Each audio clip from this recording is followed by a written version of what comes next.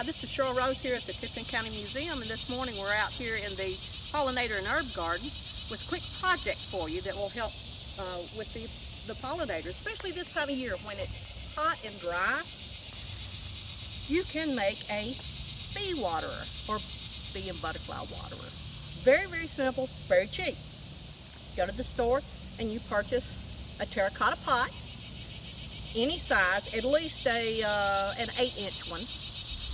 And then a terracotta saucer, also about 10-inch. You go purchase some of these glass marbles or pebbles, a couple of bags, and all you do is you fill this saucer with your pebbles, invert your pot, and center your saucer right on top of it, and then add water.